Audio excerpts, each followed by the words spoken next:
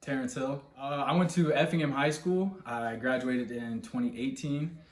Some of my hobbies, I love to work out, love to build wealth, selling shoes, flipping shoes. I'm a big shoe guy. Growing up, what made you love football so much? Honestly, it was just the camaraderie, the brotherhood that was created, and second one, it was like my escape. It was a place where it was legal. I could let out my anger. Get whatever I had off my chest. I was zoned into football, and then, while I was at football, it was only football going through my head. It was nothing The else. success you had in high school from freshman to your senior year. So starting with freshman year, it was my goal to make varsity. 8th grade coming into freshman year, that was my goal. Just make varsity. I wanted to set a lofty goal for myself because I knew I could achieve it. And then, thankfully, under Coach Mack, I was the first freshman to be moved up to varsity in 34 years.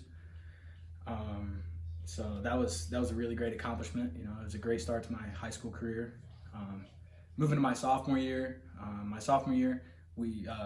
that was the year Coach Mack retired, and that was the first year we had Coach Heff. Before the sophomore season, I hurt my knee, and I actually missed the first 3 games. And at first, Coach Heff did not like me that much. I can't even lie to you. He did not like me that much, just because I was injured, and I was always someone, I hated being injured. I would always try and do the most that I could, and it was like, man, you got to sit out. You got to relax. You got to recover. And I was a little bit of a troublemaker.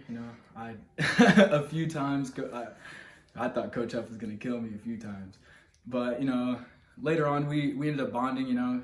Grew a great bond. Coach to player. So moving on to junior year, it was a tough year. It was rainy every freaking game. It felt like. We went 3-6, which, after sophomore year, we went 4-5. We had great expectations coming into the next year, and then we come out and we go 3-6. So it was definitely a learning experience. Learned the most from that year. It really set me up for the success that me and my teammates had our senior year. And then going to our senior year, 9-2, conference champions. That was one of the best experiences I've had. My favorite high school football memory is 100% the Taylorville game my senior year. The reason for that was we were down 24-7 at the end of the first quarter, I'm pretty sure.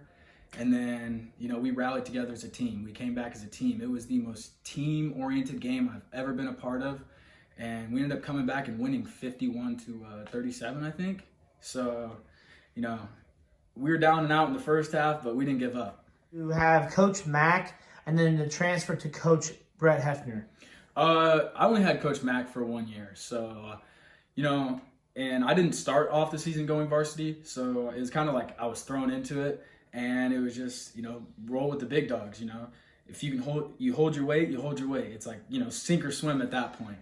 I know Coach Mack more as like a teacher, as a PE teacher. That's where I really got to know him. But going on to Coach Heff, we had a rough relationship starting out for sure. I remember one practice.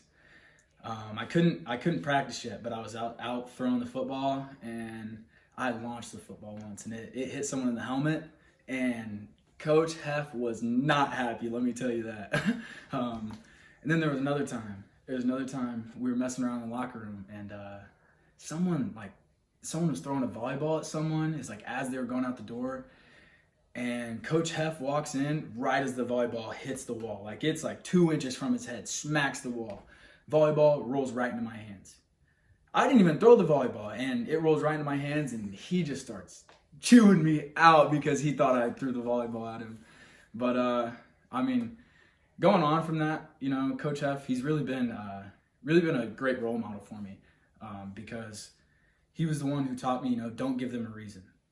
And that's one of the main things I'll take away from him is, don't give them a reason. Don't give someone a reason to doubt you. Don't give someone a reason to, put you down, to give you a place where they can, have a chance to even, underestimate you. Records you accomplished as a running back in Effingham. So first off, I want to go out saying that I could not have completed or accomplished any of those records without my teammates. You know, my offensive line, I had an amazing offensive line, amazing receivers blocking for me, and they set me up for success. They allowed me to be able to accomplish those records. And so for records, I think I had the career rushing yards, career rushing touchdowns, season rushing yards, and season rushing touchdowns. I had the single game touchdowns. And then I had most points scored. Favorite places to play as a Hart besides classroom and field? I'm going to backtrack a little bit, and I'm going to go ahead and say at the Taylorville Tornado Field.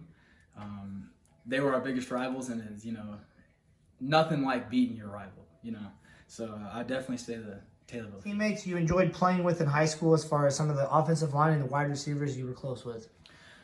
So off the offensive line, I'm gonna go out and say Matthew Robinson and Drew Nieberge. They were kind of the head of the rushing attack, and I couldn't have done anything without them. And still to this day, we're both of them. I'm friends with both of them. Talk to them regularly. Go ahead and say Jacob Miller too, out at wide receiver. He was one of our best blocking wide receivers.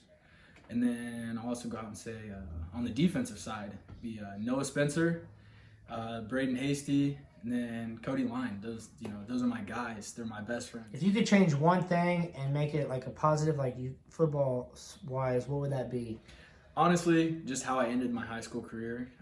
We lost to Highland pretty badly in the second round of the playoffs, and that was really upsetting.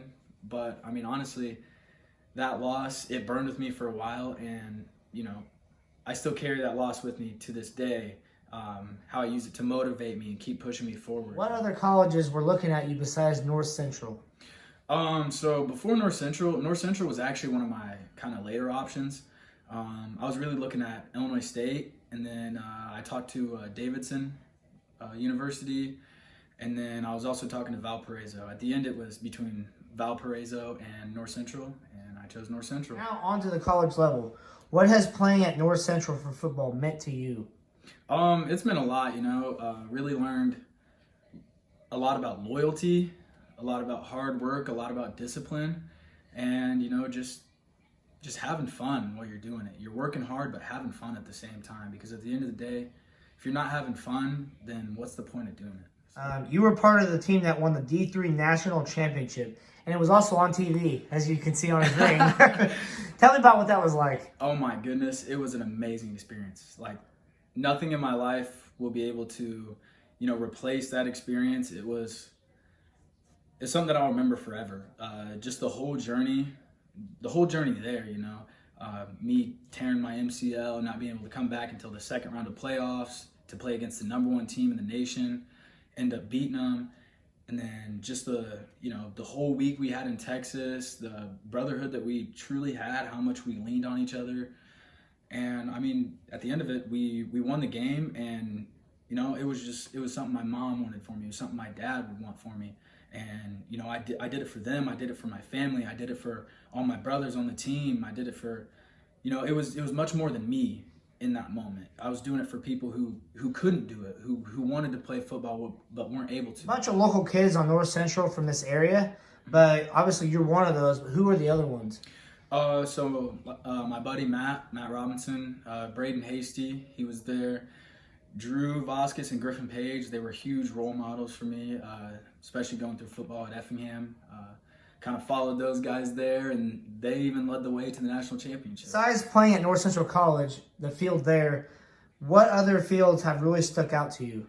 Number one, I'm going to have to say Wash U, just because sophomore year, I was able to, it was the week before I tore my MCL actually. I was able to play there, and I played on my mom's birthday, and I had an amazing game. A bunch of people from Effingham showed up over in St. Louis to come watch the game. And then number two, it'd have to be in Shenandoah, Texas. That was an irreplaceable memory. What was it like being on TV for the semifinal game, right before the national championship game, and the national championship game itself? It was insane. It's everyone's dream to be able to play football on ESPN. And before the semifinal game, it was the first televised game. Man, I was bawling my eyes out. I'm not even gonna lie, because playing on TV, that's a dream. my mom, my mom was with me in that moment. My dad was with me in that moment, and it was literally a dream came true. About the first time you scored after your injury.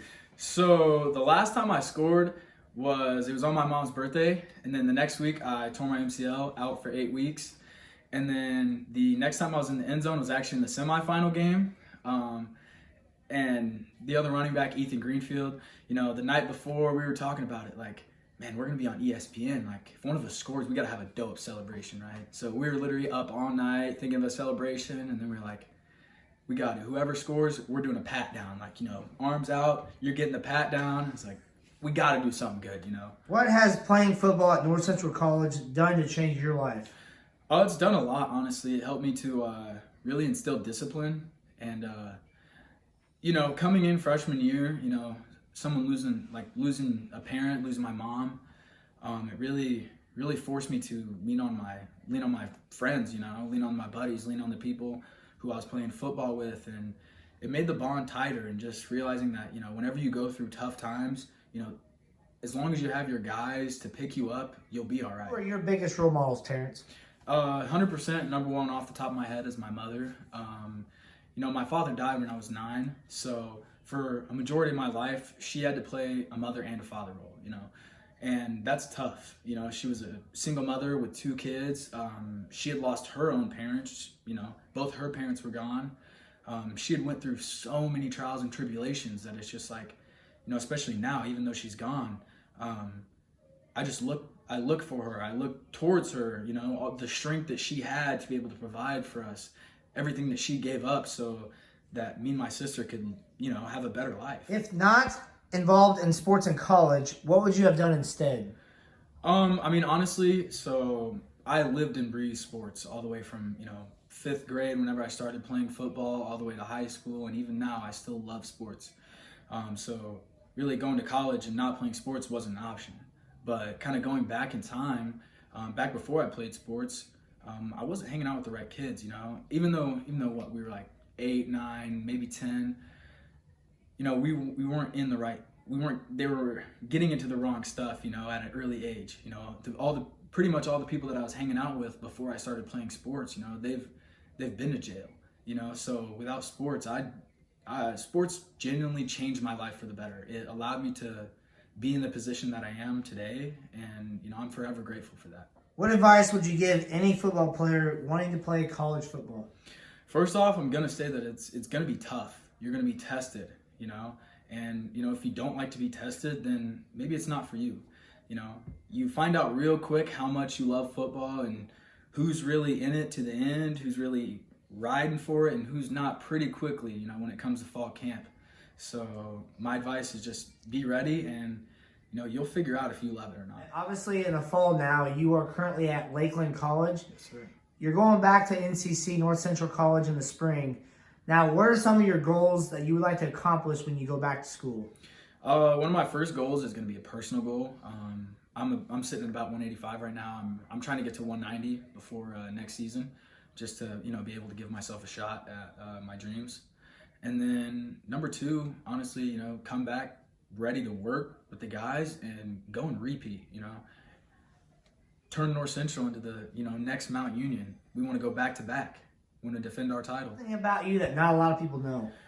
So one thing about me that a lot of people probably don't know about me is that I know sign language. I'm not fully fluent, but I do know how to communicate in sign language. I can speak with deaf people, so that's a plus. Is there a certain story that you would like to mention to anybody? It's kind of a sad one, but it was actually the night my mother died. So, I came back. I was hanging out with my friends. My friend Brayden, actually, we hit a lift, and then I was coming back home. I walked in the house, yelled for my mom. I was like, "Mom," because her car was there. And then, I figured, she was sleeping. I, go upstairs, "Mom," one more, she didn't respond. I walk into her bedroom. She's not in her bedroom. And then, I look into the bathroom, and there she is laying on the floor. She was laying on the floor. It wasn't the greatest sight. I still have the image in my head to this day. And you know, the weeks and months following that were, you know, they were really, really tough. I was at rock bottom, and you know, without rock bottom, you know, you never truly appreciate your highs. You know, you have to have the lows to balance out the highs. I just want to say thanks to everyone, anyone who's had a positive impact in my life. You know, I thank you for that, for real. I want to thank Tyler for the interview, for the chance to share my story, and then, you know, last and most important of all, you know, love your family. You know, love your loved ones while you can. Treat them the way you want, because you never truly know when the last day you'll see them. Terrence was a star athlete, and I am glad I got to share his story. Thank you for your time, Terrence. Thank you.